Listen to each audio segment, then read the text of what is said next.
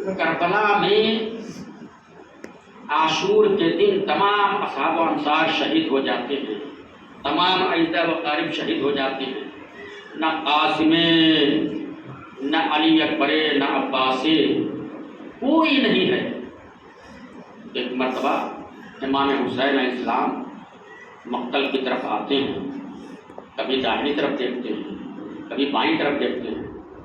جب دیکھتے ہیں کہ کوئی مددگار نہیں ہے، کوئی نصرت کرنے والا نہیں ہے، تو ایک مرتبہ آواز استغاثہ بلند کرتے ہیں، حل من ناصر ینصرنا حل من مغیث یغیثنا، آیا ہے کوئی میرا مددگار جو میری مدد کو پہنچے، آیا ہے کوئی فریاد رس جو میری فریاد کو پہنچے۔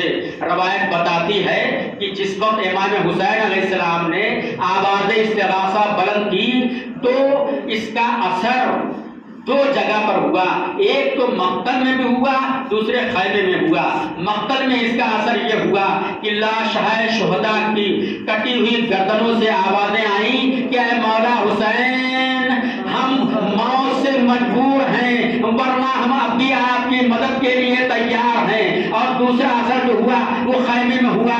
خیمے میں کیا ہوا کہ ایک شور گریہ بلند ہوا۔ امام حسین نے جب یہ شور گریہ سنا، خیمے میں آتے ہیں، پوچھتے ہیں کہ کیا کوئی بچہ پیاس سے جاں بلد ہو گیا ہے؟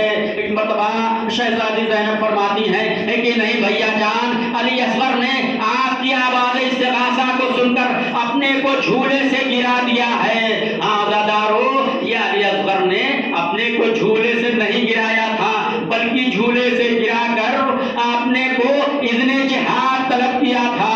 آزادارو، اب امام حسین فرماتے ہیں کہ لاؤ میرے بچے کو، مجھے لاؤ، میں اسے میدان میں لے جاؤں گا، اشقیاء سے پانی طلب کروں گا، شاید کوئی رحم کھا کر اس بچے کو پانی پلا دے۔ امام حسین علی اصغر کو میدان کی طرف لے کر چلتے ہیں۔ جب اشقیاء دیکھتے ہیں کہ امام حسین ابا کے دامن میں کچھ لا رہے ہیں تو سمجھتے ہیں کہ شاید حسین جو ہے وہ ہمارے اور اپنے درمیان فیصلے کے لیے قرآن لا رہے ہیں۔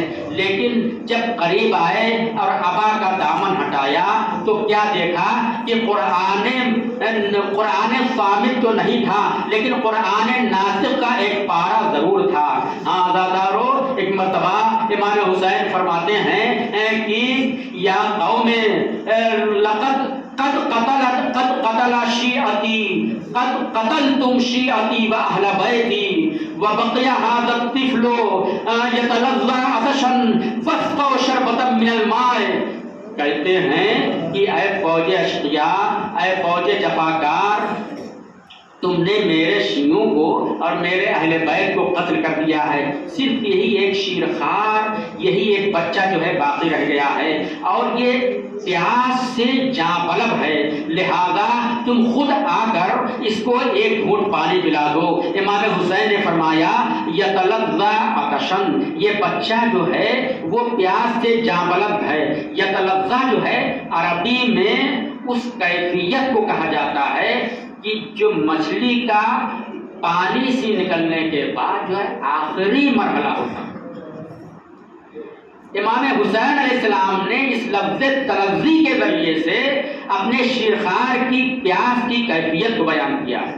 دیکھیے، تلظی اس مرحلے کو کہتے ہیں، مچھلی جب پانی سے نکلتی ہے، جب مچھلی کو پانی سے نکال دیا جاتا ہے تو آپ دیکھتے ہوں گے کہ پانی سے نکلنے کے بعد وہ اچھل کر اپنی پیاس کا اظہار کرتے ہیں، لیکن جب تھوڑی دیر کے بعد اس کے جسم میں جان کمزور ہو جاتی، طاقت کمزور ہو جاتی، کم ہو جاتی ہے، تو اپنی ہی جگہ پر کروٹیں بدلتی ہے۔ ایک جگہ پر، اپنی جگہ پر جو ہے کروٹیں بدلتی ہے، یہ اس کا دوسرا مرحلہ ہوتا ہے۔ لیکن جب اس کے بعد بھی اس میں کروٹ بدلنے کا بھی جو ہے وہ دم نہیں رہ جاتا، کروٹ بدلنے کی بھی طاقت نہیں رہ جاتی، تو آخر میں جس جگہ بھی ہوتی ہے اپنی جگہ بالکل ساکت ہوتی ہے، اور کبھی پیاس کی وجہ سے کبھی اپنا منہ کھولتی ہے، کبھی بند کرتی ہے۔ پیاس کی وجہ سے کبھی اپنا منہ کھولتی ہے اور کبھی بند کرتی ہے. اور یہ تیسرا مرحلہ جو ہوتا ہے اس مرحلے میں اس کے جسم کے اندر کی کیفیت ایسی ہوتی ہے کہ جیسے آگ لگی ہوئی ہوتی ہے. تو امام حسین علیہ السلام نے اسی تیسرے مرحلے کے ذریعے سے اپنے بچے کی پیاس کا اظہار کیا ہے کہ یہ بچہ پیاس کی وجہ سے تلظی کے مرحلے میں ہے، یعنی اس کی پیاس کی وجہ سے یہ کیفیت ہو گئی ہے کہ فقط اپنا منہ کھولتا ہے، اپنا منہ بند کرتا ہے، کبھی منہ کھولتا ہے کبھی بند کرتا ہے، اور اس کے جسم کے اندر پیاس کی وجہ سے ایک آگ سی لگی ہوئی ہے. دادارو، جب امام نے فرمایا کہ اگر تم خود اس کو پانی پلا دو تو فوج اشقیاء پر کوئی اثر نہ ہوا. ایک مرتبہ امام حسین فرماتے ہیں کہ اگر تم سمجھتے ہو کہ اس بچے کے بہانے سے میں خود پانی پی لوں گا تو لو، میں اس کو زمین کربلا پر لٹائے دیتا ہوں، تم خود آ کر پانی پلا دو. جب آپ زمین کربلا پر لٹاتے ہیں اور لٹانے کے بعد پانی طلب کرتے ہیں تب بھی کوئی شقی آ کر آپ کو پانی نہیں پلاتا.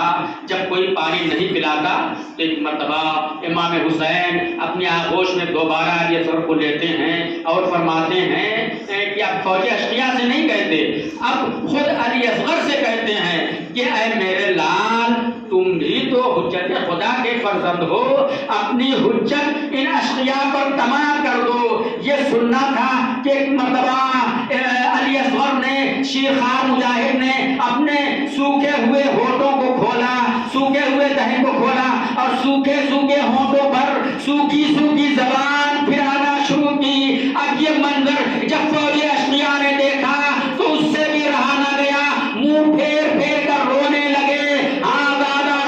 جب انہوں نے صاحب نے دیکھا کہ فوج میں انقلاب آنے والا ہے تو ایک مرتبہ آواز دیتا ہے، اینا اینا ہرملا، ہرملا کہاں ہے، ہرملا کہاں ہے، اقرا کلام الحسین، کلام حسین کو قد کر دے.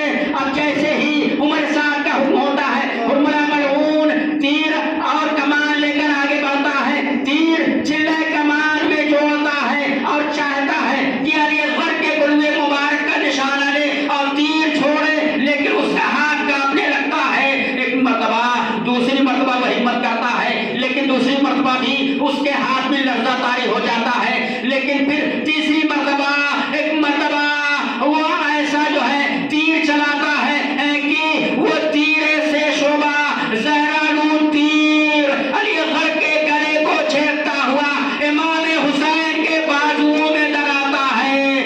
فانقلب الصبی علی یدی الامام، بچہ امام حسین کے ہاتھوں پر منقلب ہو جاتا ہے، امام کے ہاتھوں پر پلٹ جاتا ہے.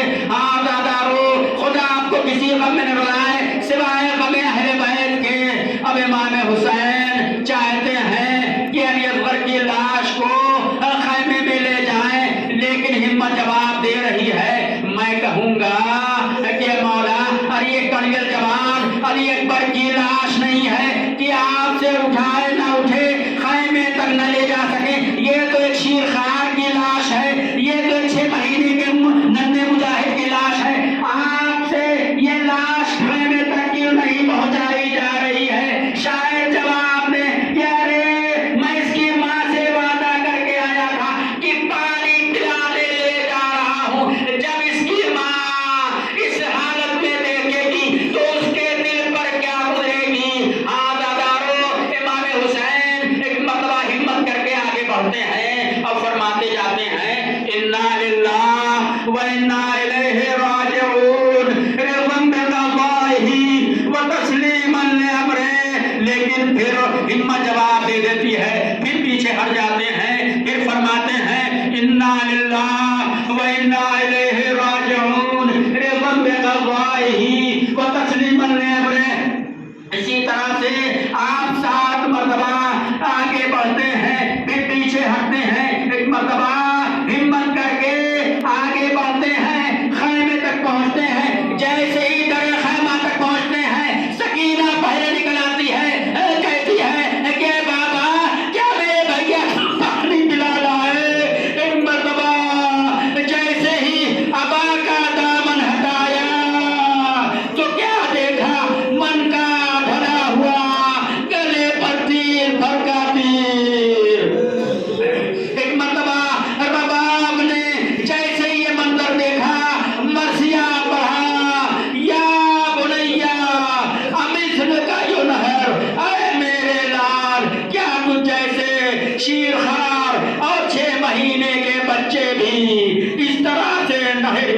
جاتے ہیں انا للہ و انا الیہ راجعون بذنب اللہ